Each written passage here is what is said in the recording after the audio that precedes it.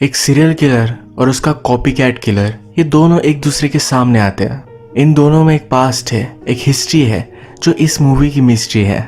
Hello friends, आज की हमारी मूवी आवर टाउन ये 2017 की एक कोरियन मिस्ट्री थ्रिलर मूवी है। ये मूवी बहुत सारे टर्न्स लेती है और जो भी होगा ये हम एक्सपेक्ट नहीं कर सकते। वीडियो स्टार्ट करने से पहले मैं आप सबसे रिक्वेस्ट करना चाहता हूँ, अगर आपको वीडियो अच्छा लगता है तो प्लीज इस वीडियो को लाइक और कमेंट जरूर कर दीजिएगा। इससे चैनल को बहुत सपोर्ट मिलता है। अब बिना किसी देरी के इस डेंजरस सी मूवी को एक्सप्लेन करना स्टार्ट करते हैं। मूवी स्टार्ट होती है और हम देखते हैं कि एक सिक्योरिटी गार्ड को एक लड़की की बॉडी टंगी हुई मिली है। वह फिर दिखाया जाता है कि इसी टाइप के अलग अलग एज ग्रुप में 4 मर्डर हो चुके हैं।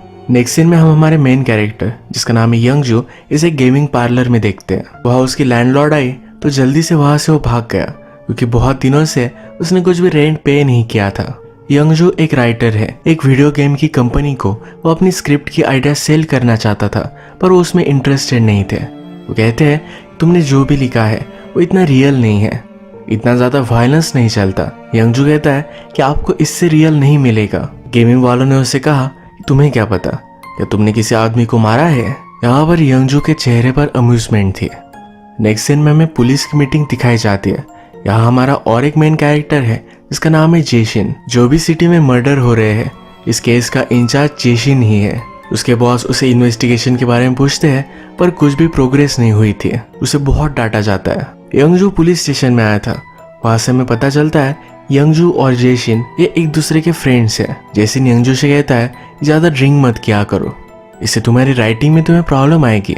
जेशिन को अभी अभी प्रमोशन मिला था तो यंगजू उसे कॉन्ग्रेचुलेट करता है। नेक्स्ट सीन में हम देखते हैं यंगजू मर्डर की जगह पर आया हुआ था। वहां पर डेड बॉडी को इमेजिन कर रहा था। इसके बाद फूड स्टॉल पर खाना खाते हुए यंगजू एक लड़के से मिलता है जिसका नाम है योई।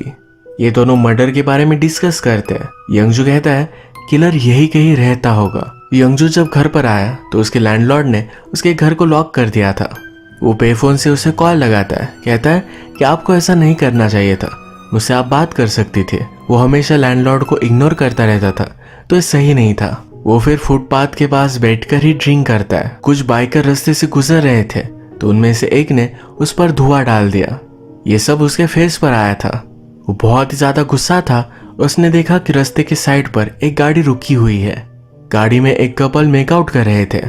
इन कपल में से आदमी गाड़ी से बाहर निकलता है। वो रास्ते की साइड पर टॉयलेट कर रहा था तभी यंगजू उसके पास आया और उसे मार डाला। कपल में से लड़की बहुत ही ज्यादा डर चुकी थी। यंगजू फिर इन दोनों को उठाकर एक टॉयलेट में लेकर आया। बॉयफ्रेंड मर चुका था और गर्लफ्रेंड बहुत ही ज्यादा डरी हुई थी।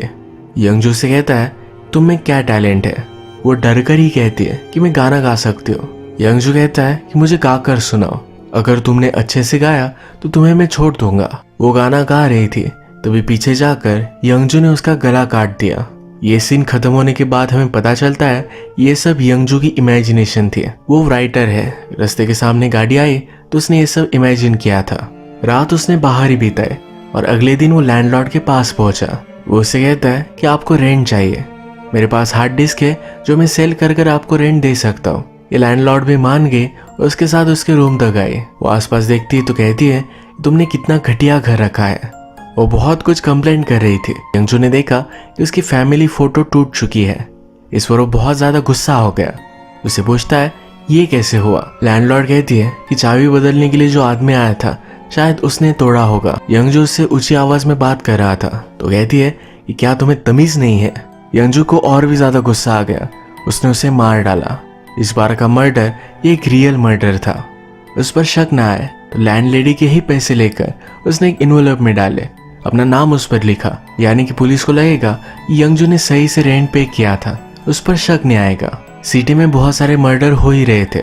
हर मर्डर के बाद बॉडी को हैंग कर दिया जाता था। उसी टाइप से यंगजू अपने लैंडलेडी की बॉडी भी हैंग कर आता है। अब सबको लगेगा कि मर्डर भी सीरियल किलर ने ही किया हुआ है। अगले दिन पुलिस को बॉडी भी मिल गई। टूटी हुई फ्रेम बाय करने के लिए यंगजू योई के पास आता है। योई ये फ्रेम ढूंढते हुए यंगजू को अपने मोबाइल से मैसेज करता है, कहता है मुझे पता है कि तुमने ही मर्डर किया है। इस मैसेज के बाद उसने एक कोड भी डाला हुआ था। इसका मतलब क्या था यह हमें आगे पता चलेगा। यंगजू इस मैसेज से सरप्राइज था। फ्रेम लेकर यहाँ से वो चला गया। इसके बाद हम देखते हैं कि योई घर पर आया। उसने अपने लिए जो फूड बनाया था वो उसके डॉग ने खा लिया। गुस्सा होकर वो डॉग को मार डालता है। लैंडलेडी की मर्डर की इन्वेस्टिगेशन करने के लिए जेसिन यंगजू की बिल्डिंग में ही था। वो उसके पास आया और अब ये दोनों हैंग आउट कर रहे हैं। जेसिन कहता है किलर का चाइल्डहुड शायद घटिया होगा, इसी वजह से ये सब चीजें कर रहा है। यंगजू कहता है कि अगर तुम्हें उसे पकड़ना है तुम्हें उसकी तरह सोचना होगा।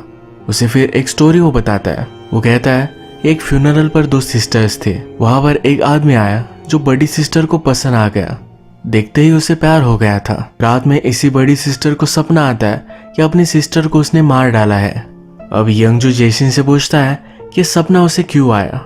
जेसिन कहता है कि शायद वो जेलस होगी, शायद वो नहीं चाहती थी कि वो आदमी उसकी सिस्टर को पसंद करे। यंगजू कहता है तुम गलत हो, बड़ी सिस्टर उस आदमी से फ्यूनरल पर मिली थी। अगर वो अपनी सिस्टर को मार डालेगी तो फिर से फ्यूनरल होगा और उससे मिल पाएगी।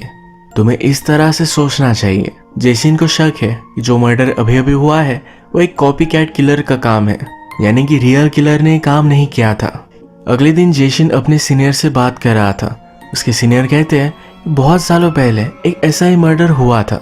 जेसिन को लगता है कि शायद उसका कुछ कनेक्शन हो सकता है, तो जल्दी से इस केस के सब फाइल्स वगैरह निकालता है। जेसिन जब इन्वेस्टिगेशन की सब फाइल्स लेकर जा रहा था तो पुलिस स्टेशन में योई से टकराता है। योई एक रिपोर्टर होने का ढोंग कर रहा था। इसके बाद योई जेसिन के डेस्क पर जाकर कुछ डॉल्स रख कर आता है। जिस तरह से पुलिस को बॉडीज टाई की हुई मिलती है ये डॉल्स भी वैसी की है। इसका मतलब है योई हमारा रियल किलर है। जेसिन यंगजू के घर पर आया हुआ था और यंगजू कहीं बाहर था। वो उसका पीसी ऑन करता है। उसने उसकी बुक देखी तो इसमें जो भी मर्डर सिटी में हो रहे हैं इसका डिस्क्रिप्शन लिखा हुआ है। अब जेसिन को यंगजू पर स्ट्रॉन्ग शक जाता है। जब यंगजू घर पर आया तो जल्दी से जेसिन वहां से चला गया। जेसिन पुलिस स्टेशन में आने के बाद योगी ने उसके लिए जो डॉल्स रखी थी इन्हें नोटिस करता है। वो बहुत ही ज्यादा गुस्सा हो गया था। सबसे पूछता है यहाँ कौन आया था। यहाँ तुम्हारा इंटरव्यू लेने के लिए एक जर्नलिस्ट आया हुआ था। जेसिन जब योगी से टकराया था तब उसने उसका फेस देखा है तो उसे मालूम है वो कैसे दिखता है। जेसिन कहता है कि उसका आई कार्ड दिखाओ। इस आई कार्ड पर एक दूसरे रिपोर्टर का नाम है जो वैकेशन पर गया हुआ है। इस कार्ड पर फिंगरप्रिंट चेक करने के लिए बोलता है और योई ने ऑलरेडी फिंगरप्रिंट्स मिटा दिए थे। लैंडलेडी की केस में एक विटनेस थी। वो कहती है कि जब उसका मर्डर हुआ उसके एक दिन पहले वो किसी के साथ झगड़ा कर रही थी। ये झगड़ा रेंट को लेकर था। जेसिन का यंगजू पर शक और भी स्ट्रांग हो गया। पुलिस ने योई का स्केच बनाया हुआ था और जगह पर लगा था तो यही उसके सामने खड़ा होता है। वो एक आदमी से पूछता है क्या ये मेरे जैसे दिखता है। वो आदमी इस पर हंसकर चला जाता है। योई को मजा आता है कि उसने इस आदमी को फूल बनाया। इसके बाद हमें उसके बचपन का सीन दिखता है। योई बहुत ही छोटा था तो उसकी मदर उसे क्लोजेट में बंद कर देती थी। नीचे जाकर एक आदमी के साथ इंटीमेट होती थी। ये सब आवाजें सुनना योई को पसंद नहीं था। जेसिन जो अब करंट मर्डर होते हैं उसे टाइप के एक पुराने मर्डर को भी इन्वेस्टिगेट कर रहा था। जिस लेडी का मर्डर हुआ था बहुत सारे बिजनेस चलाती थी। इसमें उसकी बिल्डिंग्स थी, उसका फर्नीचर का बिजनेस था। जो लोग उसे मनी पे नहीं कर पाते थे उन्हें वो बर्बाद कर देती थी। पुलिस को लगा था कि उनमें से किसी ने उसे मार डाला, इसी वजह से केस बंद हो चुका था। फर्नीचर के बिजनेस की बात हुई तो जेसिन को अपनी बचपन की एक बात याद आई। वो बचपन में यंगजू के साथ हाई स्कूल में था। एक दिन उसके घर पर डिनर कर रहा था तभी यंगजू के फादर वहां आए। उन्होंने जेसिन को घर से बाहर निकाल दिया था। उनका फर्नीचर का बिजनेस था और उन्हें मनी प्रॉब्लम थी। एक दिन स्कूल में फाइट होने की वजह से जेसिन बहुत ही ज्यादा हर्ट हो चुका था। वो यंगजू के घर पर आया था। यंगजू के फादर ने देखा तो जेसिन को मारने लग गए। जेसिन ने भी फाइट बैक किया तो घर में आग लग गई। इसी आग में यंगजू के फादर और मदर ये दोनों मर गए थे। इस आग लगने का ब्लेम फर्नीचर बिजनेस को जो ओन करती थी इसी पर लगा दिया गया था। जेसिन को पता चला है कि उसी ओनर का मर्डर हुआ था। उसे यंगजू पर शक है तो उसके घर में वो आया। बाथरूम में जाकर उसने इन्वेस्टिगेशन की तो उसे वहां ब्लड के स्टेन्स मिले। उसे शॉक लगा कि यंगजू सच में एक किलर है। इसके बाद हमें यंगजू का फ्लैशबैक दिखाया जाता है। जैसे कि हमें पता है कि जेसिन ने जो आग लगाई थी उसमें उसके मदर एंड फादर मर गए, पर यह सब ब्लेम फर्नीचर के बिजनेस को ओन करने वाली लेडी पर आया था। यंगजू ने बदला लेने के लिए उस लेडी को मार डाला। यही यूई की मदर थी। अब इस सिचुएशन को मैं आपको फिर से एक्सप्लेन करता हूँ। यंगजू के फादर बहुत ही अब्यूसिव थे। जेसिन और यंगजू के फादर का झगड़ा हो गया। एक्सीडेंटली जेसिन से आग लग गई। इस आग में यंगजू के मदर और फादर मर गए। इस पूरे इंसिडेंट का ब्लेम फर्नीचर बिजनेस ओन करने वाली लेडी पर आया। ये जो लेडी थी यही यूई की मदर थी। यंगजू को बदला लेना था तो उस लेडी को उसने मार डाला। रात में जेशिन यंगजू के पास पहुंचता है, कहता है तुम्हें मुझे कुछ बताना चाहिए। ड्रिंक करते करते उसे एक जगह पर वो लेकर आया। जेसिन यंगजू को बहुत मारता है, पूछता है तुमने ये किया क्यों।